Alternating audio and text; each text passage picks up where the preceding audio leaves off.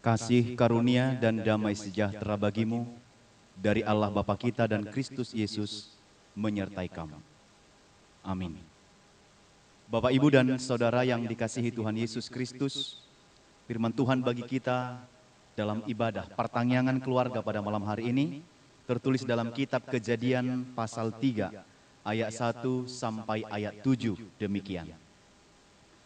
Adapun ular ialah yang paling cerdik dari segala binatang di darat yang dijadikan oleh Tuhan Allah.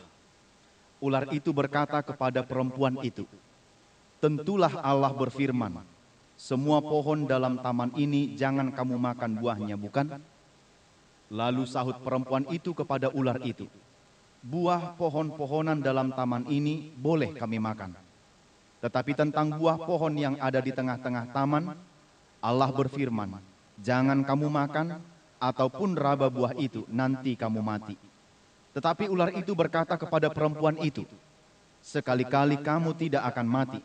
Tetapi Allah mengetahui bahwa pada waktu kamu memakannya, matamu akan terbuka dan kamu akan menjadi seperti Allah, tahu tentang yang baik dan yang jahat." Perempuan itu melihat bahwa buah pohon itu baik untuk dimakan dan sedap kelihatannya. Lagi pula pohon itu menarik hati karena memberi pengertian. Lalu ia mengambil dari buahnya dan dimakannya, dan diberikannya juga kepada suaminya yang bersama-sama dengan dia, dan suaminya pun memakannya. Maka terbukalah mata mereka berdua, dan mereka tahu bahwa mereka telanjang. Lalu mereka menyemat daun pohon ara dan membuat cawat. Demikian firman Tuhan. Bapak, Ibu, dan saudara-saudari yang dikasihi Tuhan Yesus Kristus, ada sifat manusia ingin menjadi sama seperti orang lain. Jika dia melihat idolanya, orang yang dia suka, dia mau menjadi seperti orang yang dia lihat itu. Dia ingin menjadi mirip, menjadi serupa, menjadi sama dengan orang-orang yang disukai atau yang diidolakannya. Misalnya dia suka dengan artis A, maka dia juga dari pakaiannya, cara berbicaranya, dan apapun yang berkaitan dengan sang idola ini akan dia tiru. Ada keinginan ingin menjadi serupa, sampai-sampai barang yang dipakai, makanan yang dimakan, hobi, dan sebagainya ingin menjadi serupa. Apalagi di zaman yang sekarang ini, ingin menjadi viral, dikenal oleh banyak orang, dan terkadang sampai-sampai manusia itu tidak lagi menjadi dirinya sendiri. Karena dia mendambakan orang lain dan dia berharap bisa menjadi seperti orang lain itu, dirinya sendiri. Padahal sebenarnya kita harus menjadi diri kita sendiri. Be yourself.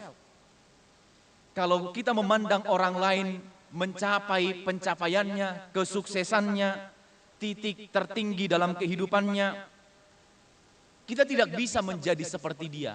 Kita tidak bisa sama dengan dia. Dimungkinkan kita bisa lebih dari dia atau bisa di bawah dia. Tapi yang perlu adalah bagaimana trik, bagaimana belajar agar bisa mencontoh, meneladani cara dia menjadi sukses, cara dia menjadi berhasil, dan cara dia menjadi seseorang. Tetapi bukan bermaksud menjadi serupa dengan dia, sama dengan dia, mirip dengan dia. Hal yang seperti itu tidak akan mungkin terjadi dalam hidup kita. Begitupun yang terjadi dengan firman Tuhan bagi kita pada hari ini, mengenai kejatuhan manusia ke dalam dosa. Di mana dosa di sini disebabkan oleh kesombongan manusia yang ingin menjadi seperti Allah. Sekali lagi, ingin menjadi seperti Allah. Banyak orang-orang yang tidak puas dengan dirinya di dunia ini. Maka dia mau menjadi seperti orang lain. Padahal orang lain dengan dirinya sendiri, kita pahami bukan berarti tidak memiliki tantangan pergumulan dalam kehidupannya. Dia menjadi dirinya yang sekarang tentu melewati berbagai-bagai tahapan kehidupan. Melewati tangga demi tangga untuk mencapai kehidupannya yang sekarang. Demikian juga manusia yang berdosa itu disebabkan kesombongan dan ingin menjadi serupa atau menjadi seperti Allah.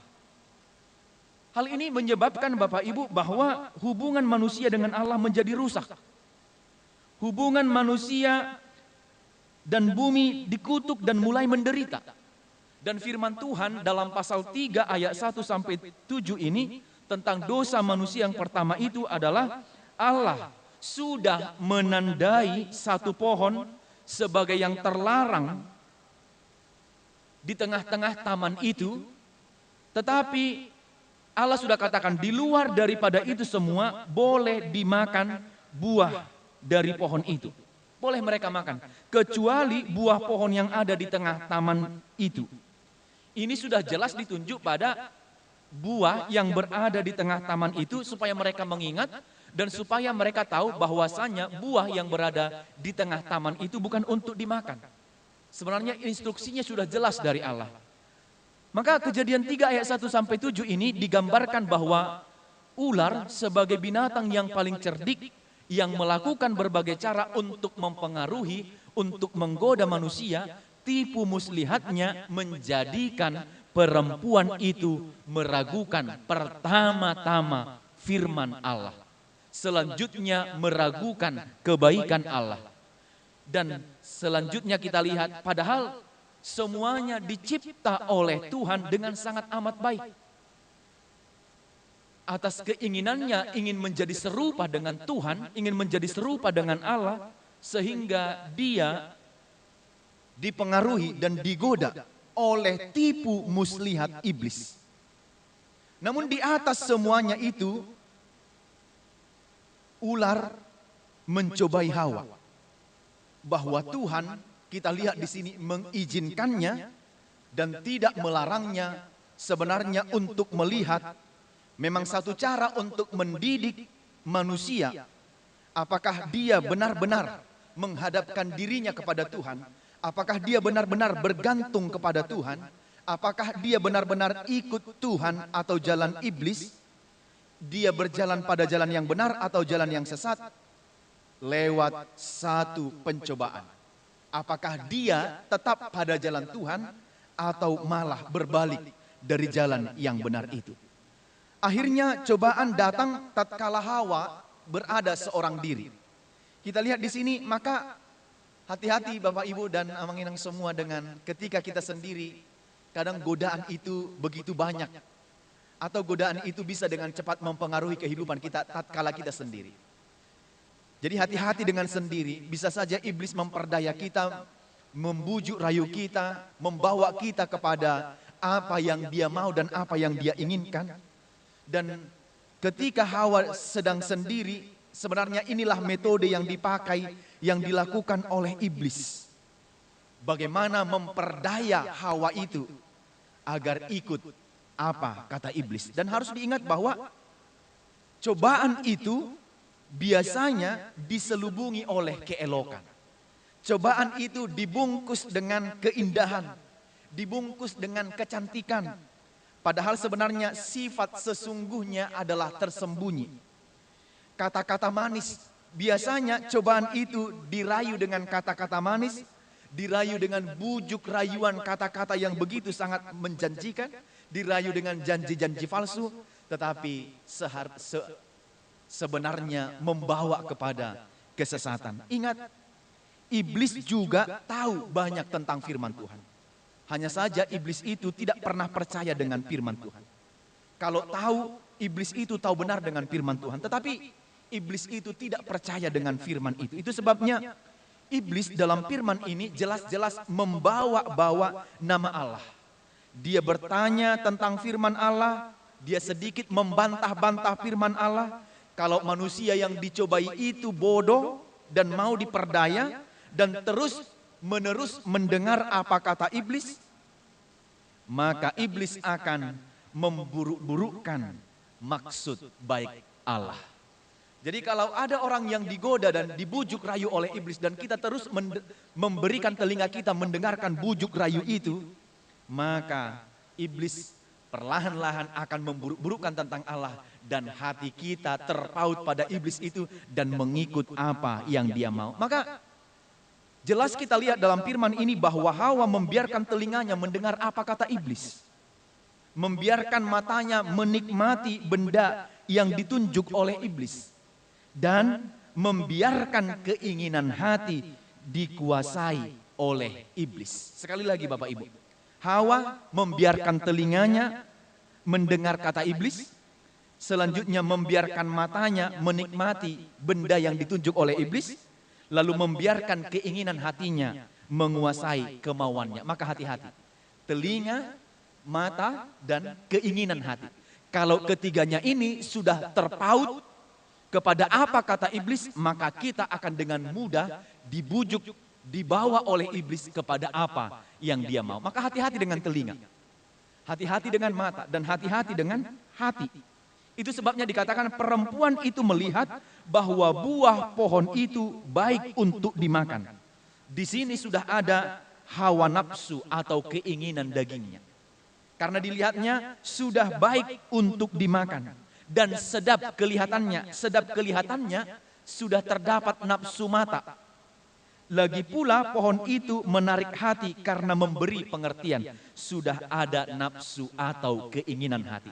Setelah ketiganya ini dipaket lengkap ada dalam kehidupan kita, nafsu, keinginan daging kita, keinginan telinga kita, keinginan mata kita, dan keinginan hati kita, ini di-packing dengan baik dalam diri kita, maka kita akan ikut apa kata iblis dan bagaimana bujuk rayu iblis. Karena itu hati-hati Bapak Ibu sekali lagi dengan apa yang ditawarkan oleh iblis. Jadi misalnya kalau seorang perempuan, maaf bukan mau membeda-bedakan, pergi ke satu mall belanja-belanja, tadinya dia bermaksud dari rumah tidak mau beli apa-apa, hanya cuci mata begitu saja. Tapi setelah sampai di mall, keinginan mata, lalu mendengar ada diskon, lalu ada keinginan mata, lalu sampai ke dalam hati, belilah. Yang tadinya tidak bermaksud untuk membeli, tapi karena keinginan ini, telinga sudah didengar ada kata diskon, dan keinginan mata melihat pakaian atau barang apapun yang menarik, lalu dibawa ke dalam hati dan hati memaksa untuk membeli. Maka sekali lagi, bujuk rayu itu datang dari ketiga aspek ini, telinga, mata, dan hati. Kalau sudah begitu, maka kita akan dirayu sampai mendapat apa yang diinginkan oleh hati kita. Karena itu, Bapak, Ibu, dan Saudara yang dikasihi Tuhan Yesus, memang ular adalah sebagai binatang yang paling cerdik dari segala binatang yang ada di darat.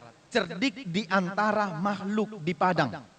Namun dalam penciptaan bahwa makhluk hidup di bumi tunduk kepada kuasa Allah. Dan tunduk kepada manusia. Kecerdikan ular di sini maksudnya adalah kemampuannya menipu manusia yang sebenarnya adalah manusia itu penguasa atas ular. Sebab Tuhan berfirman, maka manusia akan berkuasa atas segala burung-burung di udara dan semua yang ada di dalam bumi ini untuk dipelihara, dimakan, dan untuk dipergunakan sesuai dengan keperluannya. Tapi ular di sini dipakai sebagai alat untuk menggambarkan bagaimana gigihnya kuasa yang melawan Allah untuk menghasut umatnya untuk memberontak kepada Allah. Maka hati-hati Bapak Ibu sekali lagi. Sekali lagi, kuasa yang melawan Allah. Ular yang dipakai sebagai alat untuk menggambarkan bagaimana gigihnya kuasa yang melawan Allah untuk menghasut umatnya memberontak kepada Allah. Lihat. Cara kerja kuasa penyesat itu digambarkan sebagai ular yang meniru dengan membelokkan firman Tuhan kepada manusia. Maka kata penyesat itu hampir serupa dengan atau hampir mirip dengan suara Tuhan. Suara ular, suara bujuk rayu iblis itu bisa sama lembut dengan suara Tuhan. Bahkan bisa dimirip-miripkan selembut suara Tuhan. Supaya yang mendengar kainnya itu terayu dan mau ikut dengan jalan itu. Maka benarlah dengan apa istilah Batak yang disebut risi-risi hatani jolma, lamot-lamot hatani begi. Ini gambaran betapa bujuk rayu iblis itu begitu sangat lembut sampai membawa kita kepada kemauan iblis itu sendiri.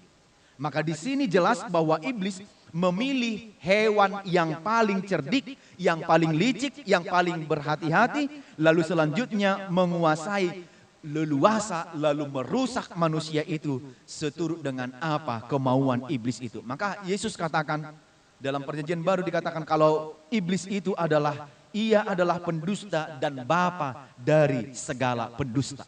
Itu iblis. Dia pendusta dan bapa dari segala pendusta. Nanti boleh kita baca di Yohanes 8 ayat 44. Jadi pintarnya ular itu dimulai dengan kalimat tentu Allah berfirman. Pintarnya iblis itu yang ada dalam wujud ular itu mengatakan tentu Allah berfirman. Dari sini kita tahu kurang apa lagi pintarnya ular itu. Sebenarnya iblis itu mengetahui firman Allah tetapi tidak percaya kepadanya. Lalu dikatakan sekali-kali kamu tidak akan mati. Ini betul-betul sangat meyakinkan, sekali-kali kamu tidak akan mati. Di semuanya itu iblis mau bilang matamu akan terbuka dan akan menjadi serupa dengan Allah. Inilah, ingin menjadi serupa dengan Allah. Maka perempuan itu melihat, maka perempuan itu melihat apa yang ada di hadapannya dan dia tertarik, lalu perempuan itu segera memakan buah pohon itu. Lalu selanjutnya pada ayat 6, lalu Hawa mengambil dari buahnya dan dimakannya. Maka di sini selanjutnya penggoda sudah stop setelah dimakannya, lalu Hawa sekarang yang bekerja memberikan buah itu kepada suaminya dan suaminya pun memakannya. Tindakan mengambil, memakan dan diberikan kepada suaminya dan suami memakannya. Tindakan itu dilakukan tiba-tiba dan hanya sesaat saja Bapak Ibu dan saudara-saudara. Jadi melakukan dosa itu banyak orang yang tidak terlalu berpikir panjang. Dia lihat benda di situ, ambil, curi, bawa ke rumah dan menjadi miliknya.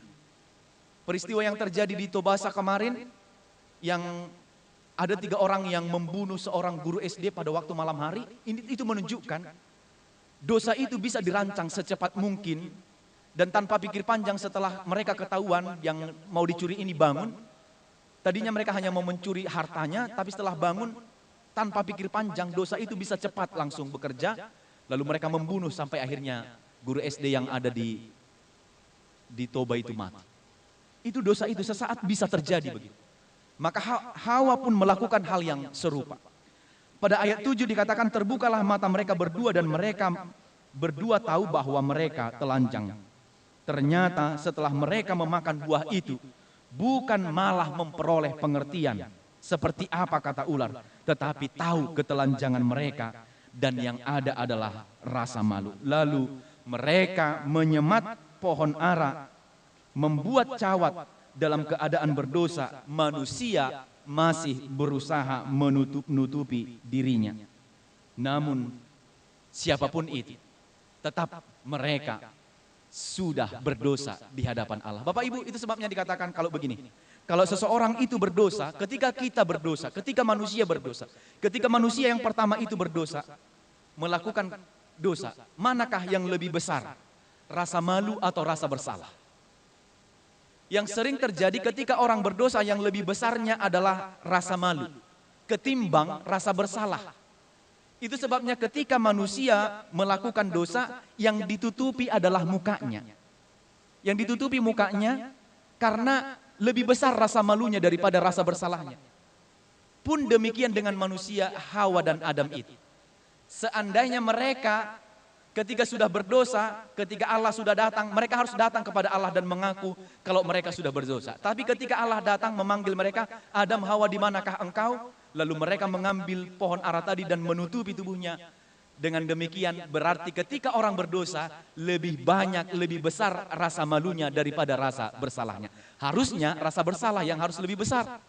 Kita mengaku di hadapan Tuhan kalau kita sudah berdosa, melakukan pelanggaran, justru yang terjadi lebih banyak adalah orang lebih kepada rasa malu, menutupi mukanya. Lihat, orang-orang yang bersalah itu lebih banyak menutup. Kalau orang melakukan dosa, yang terjadi adalah menutup wajahnya, menutup mukanya agar tidak dilihat oleh orang lain. Karena apa? Lebih besar rasa malu daripada rasa bersalah.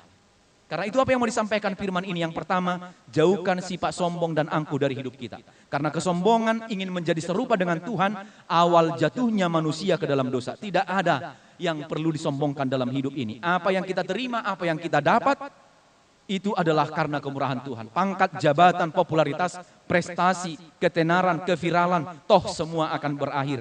Hiduplah seturut dengan perintah Tuhan. Banyak pencobaan yang kita jumpa di tengah-tengah dunia ini. Tawaran ada untuk hidup enak, kerja enak, dan seterusnya. Tetapi kalau itu membahayakan, tapi yang perlu jaga sifat untuk tetap rendah hati, tidak sombong di hadapan Tuhan. Yang kedua adalah jauhkan segala perbuatan dosa, tetapi ikutlah jalan Tuhan. Sebenarnya Hawa dan Adam itu adalah mewakili sikap kita di tengah-tengah dunia ini. Di antara banyaknya buah pohon di taman itu, kenapa harus hatinya terpaut kepada buah pohon yang di tengah taman itu? Sebenarnya itu adalah mewakili diriku dan diri Amang Inang semua yang ada di sini. Itu mewakili diri kita. Kalau kita sudah punya A1, kita mau 2, kita mau 3, kita mau 4 dan sebagainya. Ada pernah satu kisah seperti ini.